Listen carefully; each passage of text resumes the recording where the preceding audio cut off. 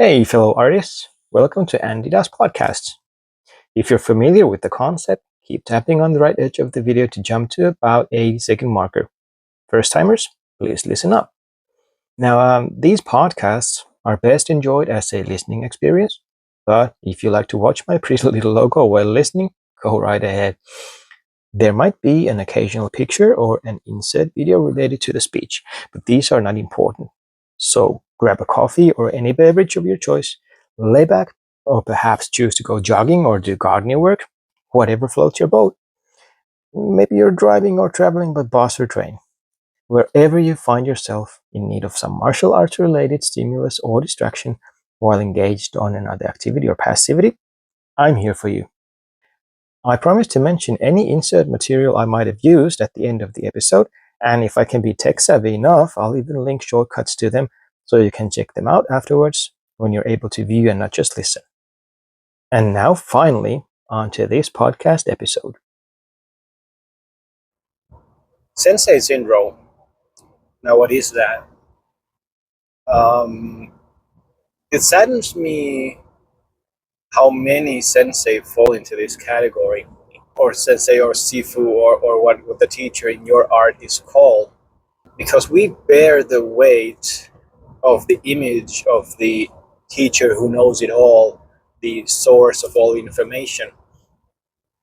And when we want to teach something, it's expected that we can really perform that technique or kata or whatever that it is we're doing perfectly.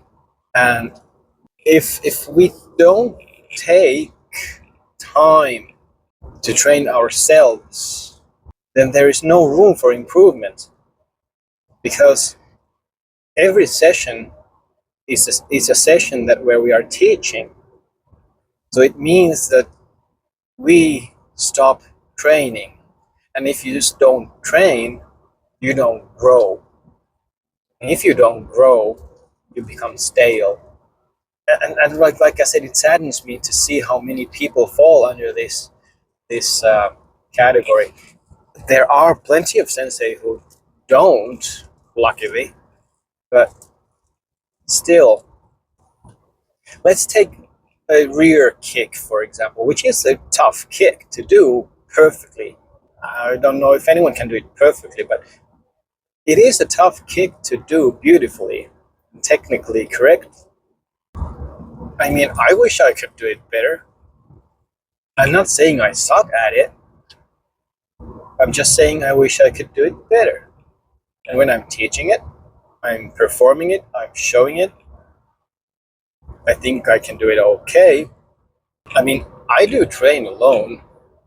When there's 5 minutes of idle time, I'm doing blocks, I'm doing kicks, I'm doing kata, I'm doing whatever happens to be the thing that makes me tick. The thing that is, in that moment, something that I want to think about, to study. Every now and then my family thinks I'm a little bit nut because I'm punching my hands trying to find sensitive spots, or punching my legs to see where it hurts the most, which would be the most best part to kick, and things like that. I wave my hands around in the air, imagining doing wrist locks, or finding new ways to grab a chokehold. So yes, I do a lot of that, but I do know that there are teachers who only go to the training hall to give the training, and then they go home, and then maybe a couple of days later they again go to the teaching room and do another session, and train very little on their own, or they might watch some kata on YouTube, or things like that to study the movements or whatever, but to actually physically train, to be that person who can perform in the way they want their students to do.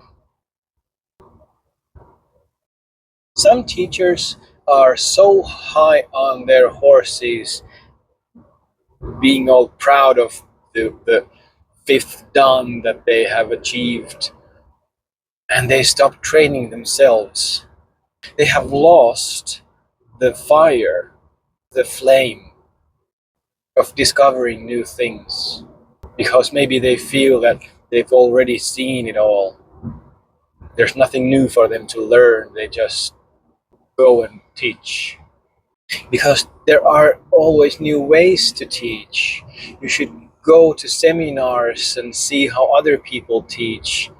But no, just stay in your own circles and do as it was always done, because that's how my sensei did it. If everything would be always done as it was done back in the day, then nothing would actually be developing and improving. I mean, we would still be driving the Model T Ford cars. There would be no electric vehicles. There would be no sports cars. Constantly finding new things, new ways to do the same thing you already did, to find new angles, to find new applications for the same techniques that you've been so long familiarized with. That's where I find it interesting to grow in my martial arts. But still, the amount of time us teachers can put into actually learning ourselves is limited. But then again, it's a funny thing. I was a few weeks ago, I was in this international seminar and I was discussing with other teachers things, and I got a lot of nodding heads when I said that the one place where I actually learn the most in training is when I'm teaching the beginners class. Because those people who are just fresh to the art, they have not yet been subjected to thinking how we teach them to think, to do as we teach them to do, and not ask stupid questions because I said this is the way it is done. Do as your sensei says. So they have the fresh questions. They have the question mark hanging over their heads, and they are actually giving the best questions, even even though they sometimes might feel a little bit silly to us teachers who've done tens and tens of years of training. But still,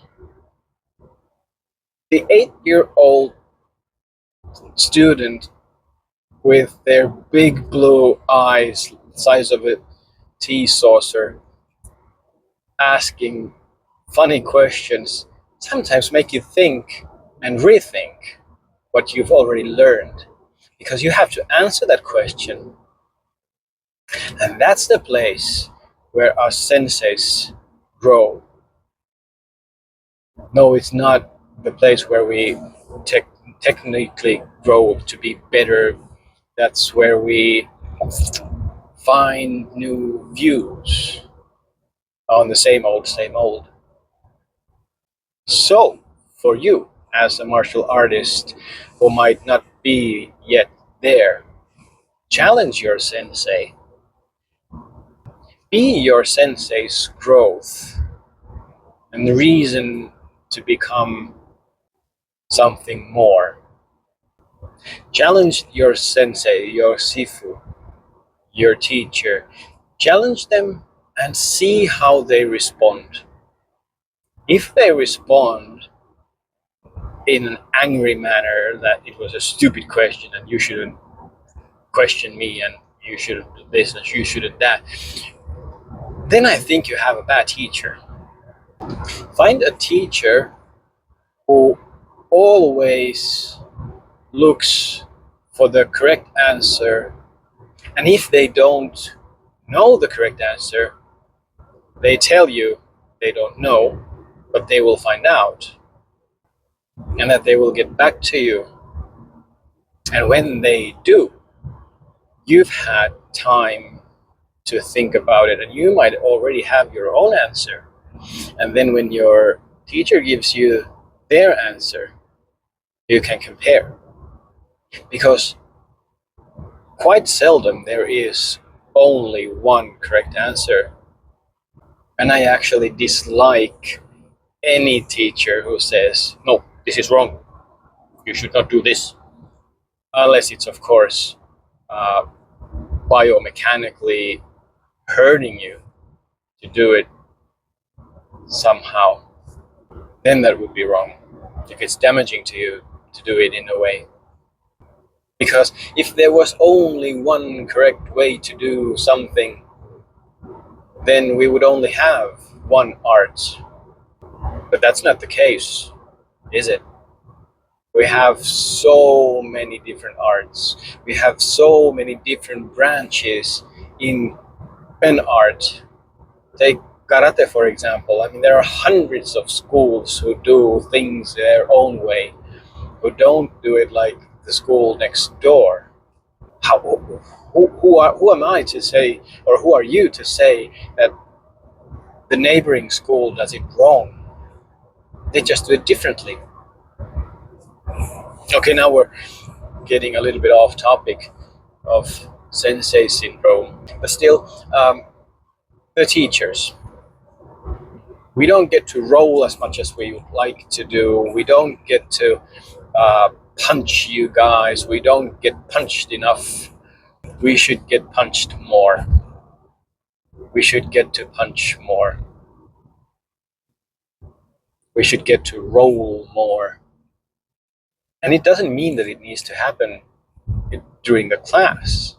It means that we need to have access. We need to go to the dojo, to the training hall, to the gym on our own, or with a partner we trust, with a student. I have a couple of brown belts that I love to train with. I have a couple of blue belts I love to train with. And I feel no shame in not being the most skilled person in the room when I am training with them outside of a class setting. I get my butt kicked, and I kick butt. I get choked out, and I choke out. And the most rewarding thing I can imagine as a sensei, as a teacher, again, the international seminar that I was in a couple of weeks ago, there was this moment when I was sparring with a blue belt. And we had this set where we did a few low kicks, painful as fuck, sorry. And this set had a finishing kick as a spinning reverse kick, rear kick. What do you call it in English? It's ushirogeri in Japanese. Anyway, the kick you do behind you, but still your opponent is in front of you, so you need to spin around. Another nice topic to discuss: why do we do rear kicks to the front? Topic to another podcast another day. But I was giving him pointers how to do it, and then he did this most perfect ever set. I mean, it hurt like heck when he kicked my legs. Then he spun around, he connected his eyes to the target, and he threw the most perfect rear kick to my belly, took the air out of me, sent me flying. And then he came over and apologized. I told him, please do not apologize for a perfect, the most perfect set I've ever seen and felt. I was praising him for that, and I was saying, I wish we had that on video, but we didn't. And I could see his eyes become tearing because he felt such a rush of a black belt giving him praise of a perfect technique. But the fact that I was able to give him the pointers to make him grow into being able to do that and do it again and again. The most beautiful moment in being a teacher is when you can actually make a difference in how another person can perform. And going back to where I actually started this idea of this podcast, that I am giving him pointers. I am telling him what to improve, how to do it better. But can I do that? That's the sensei syndrome. Who corrects our techniques? If I go with a brown belt and they see me do my thing, do they have the courage to correct my technique?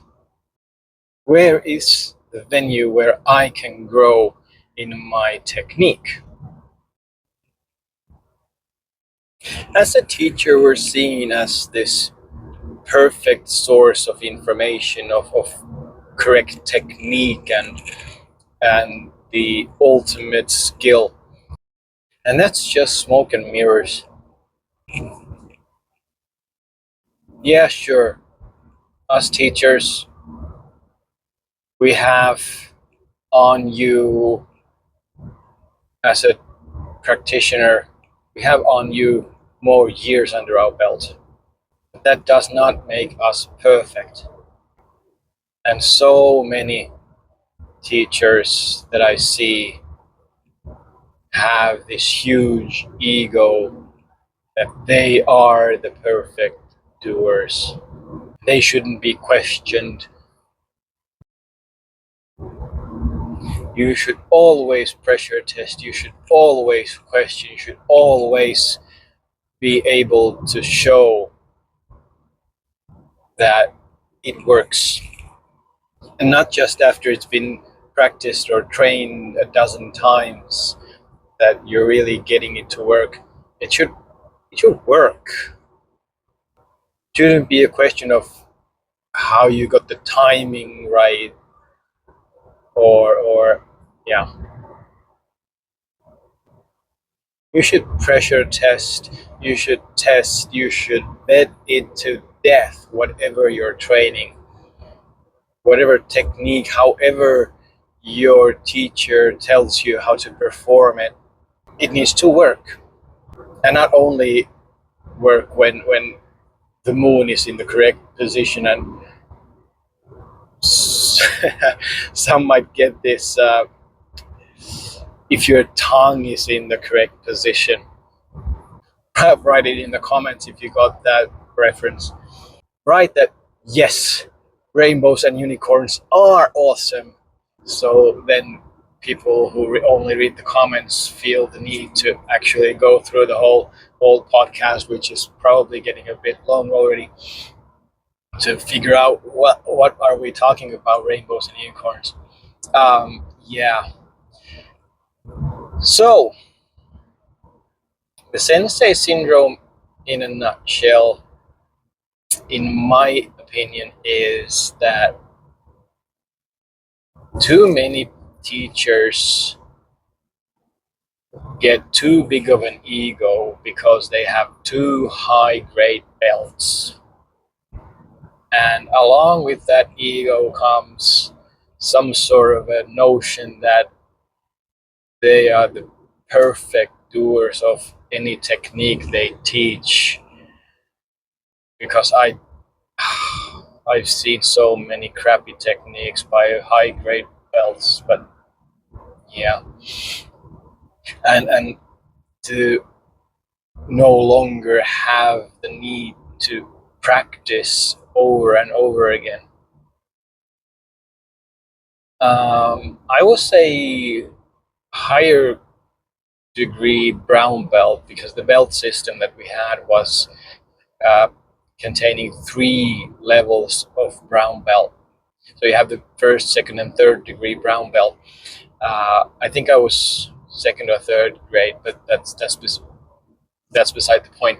I went to another international seminar. It's like 15 years ago. We had this first session was limited participation to only brown belts and black belts. So there was this technical chief of the whole karate style that we did back then. And imagine you have a room full of brown belts and black belts who you would think know how to punch. And this technical chief felt it appropriate to start by taking a natural stance, putting your left hand forward, your right hand on your hip, on the hikite, and do basic punch to the belly, Chudan Zuki. And doing that over and over and over again. Like these people wouldn't know how to punch. And that was an eye-opener for me, because that technical chief, he really knew what he was doing. Because that is the basis of being perfect. Repetition. And how many times in my years of teaching yellow belts, I'm showing them, let's do this mid-level inside block again.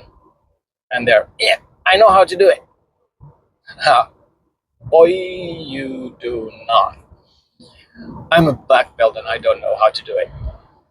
I need to train that. You need repetition. You need to create the connection from the nerves to the muscles to the motion.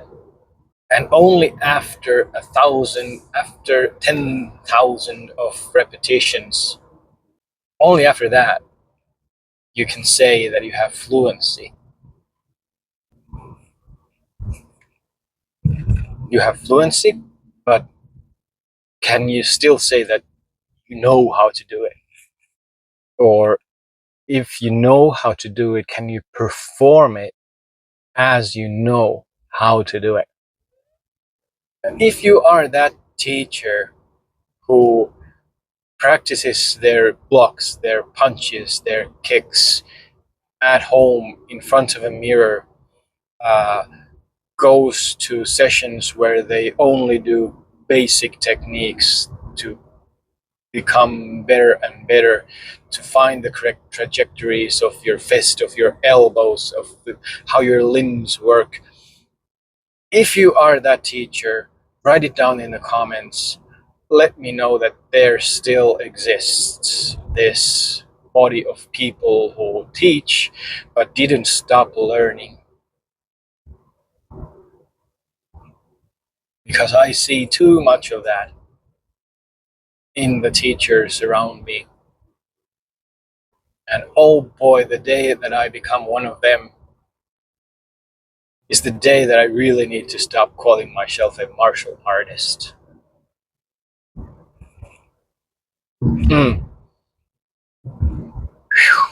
All right, if you listened to the end of this podcast, please give me a thumbs up, thumbs down, give me a comment,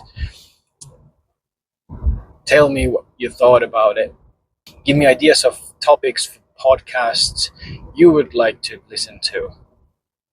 Because I have so many years under my belt of training and of thinking and of pondering about things and how they work and how things connect and so forth, that I want to give that to you.